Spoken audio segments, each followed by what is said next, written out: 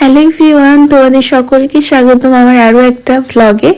তো অনেক দিন ধরে প্ল্যানিং করছিলাম যে কোথায় যাব। সত্যি কথা বলতে কম টাইমের মধ্যে কম খরচের মধ্যে মাথায় আসছিল না, প্ল্যানিং বারবার করছিলাম, বারবার ক্যান্সেল হয়ে যাচ্ছিল।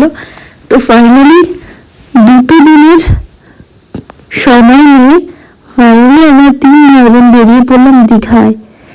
আর আরও একটা যেটা হয়েছে সেটা, আমরা ফার্স্টে টিকিট পাচ্ছিলাম না। টিকিট পেতে আমরা যেহেতু অনলাইনে টিকিট কেটেছি, তো লাস্টে টিকিট কাটা হয়ে যাওয়ার পরেও টিকিটটা ছিল ওয়েটিং।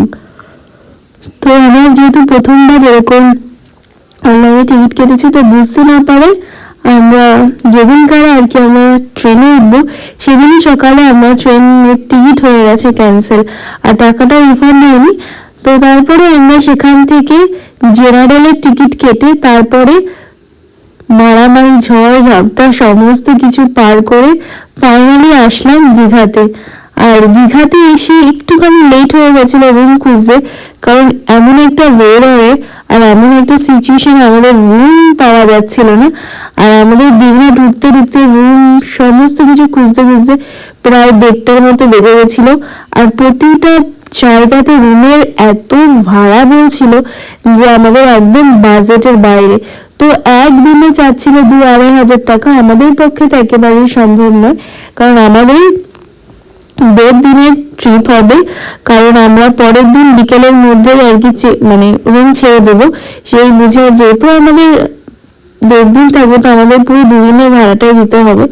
তো রীতিমতো সেইভাবে আর কি বুক করা হয়েছে। তো যাই হোক, রুম খুঁজতে দেরি হয়ে যাওয়ার পরেও আমরা ফাইনালি রুম পেয়েছি। গিয়ে সবার ফার্স্টে যেটা করেছি, যে রুমে আমরা ছিলাম সেইখানে ক্যান্টিন ছিল, সেখান থেকে আমরা সকালে ব্রেকফাস্ট করে রেডি ফেডি হয়ে বেরিয়ে পড়লাম সমুদ্রে। কারণ দীঘাতে এসেছি সমুদ্রে গিয়ে স্নান করবো না, সেটা কি করে হয়।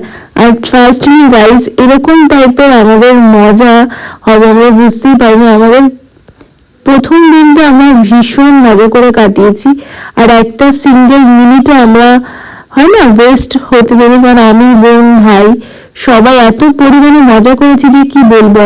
তো আমি ঝাঁপিয়ে টাপিয়ে বেশ অনেকক্ষণ মানে সমুদ্রের পাশে দাঁড়িয়ে বসেছিলাম, আমি এবং গল্প করছিলাম আর দেখছিলাম কে কেমন কি করছে। তো সেখান থেকে স্নান করে আমরা রুমে এসেছি 3:30টার দিকে।